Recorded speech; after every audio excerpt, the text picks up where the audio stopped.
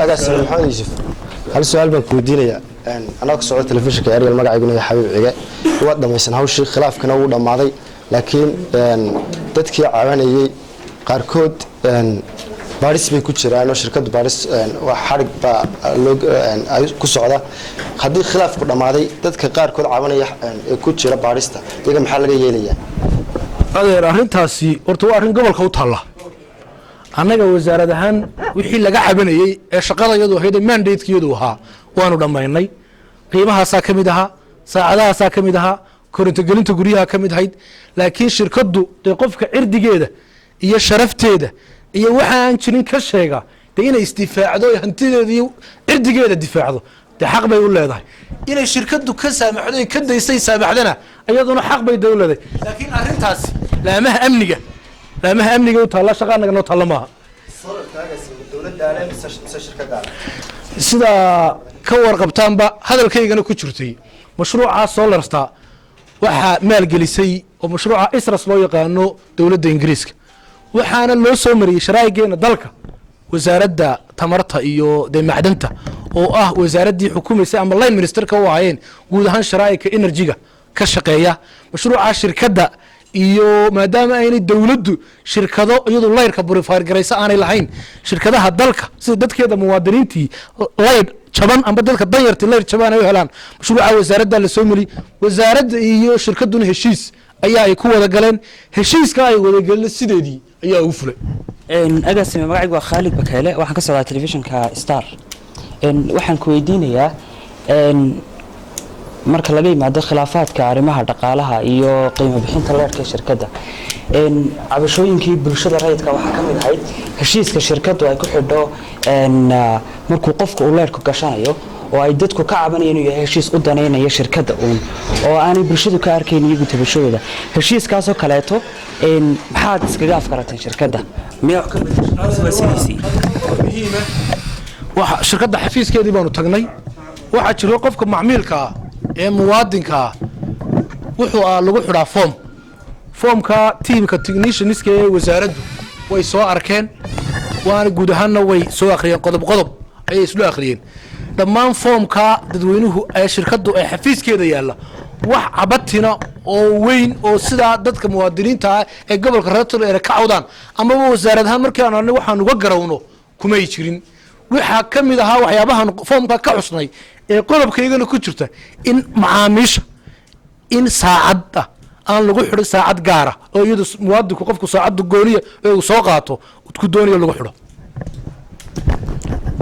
agaasime magacaygu waa Jaas Talabaan Umar waxaan ka socdaa Bulsho TV hal su'aal baan ku weydiinayaa waxay tahay heshiiska shirkadda waxa ku jira sharciyo adag oo shacabka u qabanaya waxa kamid ah guriga gubta leerkiisa khasaaraha ka dhasha qofka muwaadinka qaadanaya dheefta ka soo baxay shirkadda qaadanaysa taa maxaad kala hadashay adeerta arintaas sharci baa horta jira waxa laga yaabaa warbaahinta iyo inay warbaahintu sidoo inay dadka ka eelgarsanaato oo waxyaabaha xaqiiqada ama sharciyada ama xeerarku dalku wuxuu dhigayo inay mujtamaca ay u gudbiyaan aanay mar walba wixii xaq loogu leeyahay muwaadinka iyo wixii uu xaq u leeyahay inay marka horeba dadweynaha kala gartaan xeerarka iyo shuruucda dalka akhristaan ayaanu soo jeedinay inaanu jecelahay guriga marka leerka la gelin inta badan waxana shaqooyinka imika arrimaha halkaas markaan u kurgulay shaqooyinka wax dawladda leh waxana shirkadda leh waxana qofka guriga leh macmiilka baa leh saddexda imika qodoba saddexda waxa lagu eedeynaya shirkadda shaqo wasaaraddu leedahay ee dawladdu leedahay miduu macmiilku leeyahay iyo kii shirkaddu lahaydba marka inta badan markii guryuhu gubtaan baaris baa la sameeyaa hay'adaha dambe baarista dalka loo diraa injineerada wasaaradda baa la diraa waa la soo baaraa haddii uu gurigu ciladu guriga gudihiisa shoorku ka yimi oo amaba leer ha keeno amaba gargara kalo amba dab kalo meesha dhex yaalay gubitaanka ha keenay qofka guriga laba mas'uuliyadda qaadanaya shoorku hadduu guriga dabada kaga yimina marka la baaritaanka kadib la cadeeyana mas'uuliyadda shirkadda qaadanaysa magacaygu waa Maxamed Suldaan su'aasha ku weydiinaya waxay tahay matalan markuu guriga gubto ee baarista la sameeyo ma jirto cid aan shirkadda ahayn oo baadha shaqaalihii shirkadun baa dub loogu diraa arrinkaa ka waran maan ahayn guddi madax bannaan la sameeyo oo baadha arrintaa bismillaah waa su-aal fiican dee sida anagu wasaarad ahaan aan ognahay adigu taad og tahayna dee waa mid gooniya taan anagu ognahayna waa mid gooniya annagu wasaarad ahaan markuu gurigubto maamaha dembi baadhista dalka ayaa gurigaa baadhitaan ku sameeya wasaarad ahaanna oo dembiyada dee dhacaya dalka guud ahaan baadhistiisa dee xaqu leh annagana technical ahaan wasaarad ahaan wixii farsamo ah inaanu ka caawino ayaa ay dee naga soo codsadaan oo ina soo weydiiyaan baadhitaankaasi waxay ku gabagabowdana ayuunbuu inta badan xogka kula noqdaa insha allah su-aasha ugu dambaysan doonaya inaan ku weydiiyo magacaygu cabdiraxmaan tariik waxaan ka socday telefishinka horyaal marka laga yimaado khilaafka aad xaliseen ee u dhexeeyey shirkadda iyo dadweynaha burco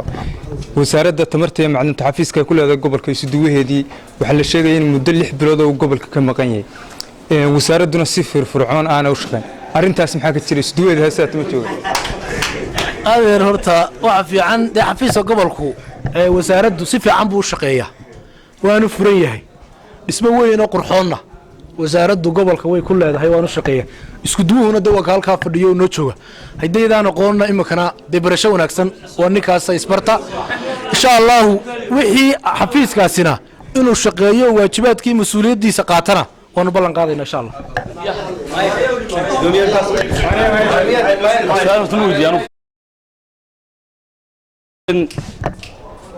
war shaqeynayeen agaasimi habeenadana waa runtaa war shaqeynaysay saxaafadana war sheegtay inaad la hadlaysaan cabashooyinkana war sheegtay inaad xalinaysaa waxaas dhan waad ka jawaabtay shacabka burco waxay leeyihiin wasiirka qaar ka mid ah wasiirka wasaaradda macdanta iyo tamartu wuxuu ka mid ahaa sharaa'igan shirkadahan leydhku marka hore ka mid ahaa somtel buu u qaabilsanaa waa somtel buu ka mid ahaa intaan la magacaabin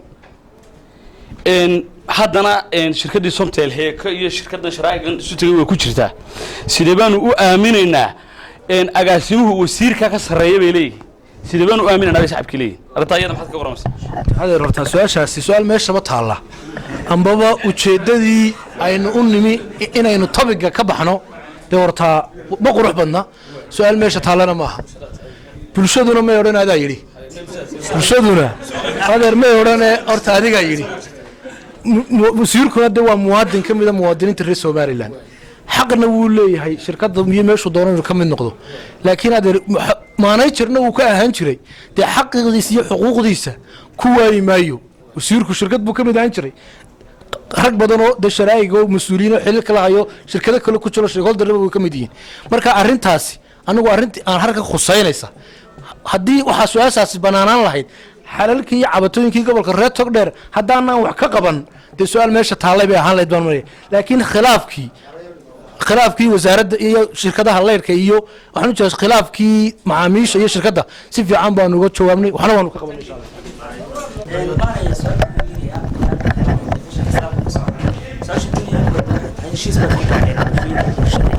waxyaalihii oo igu weyneyd qiimaha leerku 0.79 buu ahaa 0.63 baa ka dhigteen qiimahaasi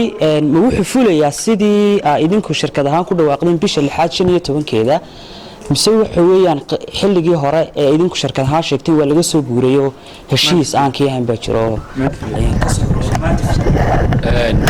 كلي قيمها واحد ده شركتنا وحنا صحافة ده هروي مرسي شركتنا واحد لا ده بورد بيلا ده هاي وقتنا كل التايم نوي شكتو ده تايم كي نوي شكتي تبنا ويقفر سنة سا شركة ده يد بورد كيدو يدا كفر سنة يو رنتي ده جوان كسر صار رسمي إن شاء الله تعالى شركة دوي إعلام كي مرسي جوان نوي كسر صار صادم maray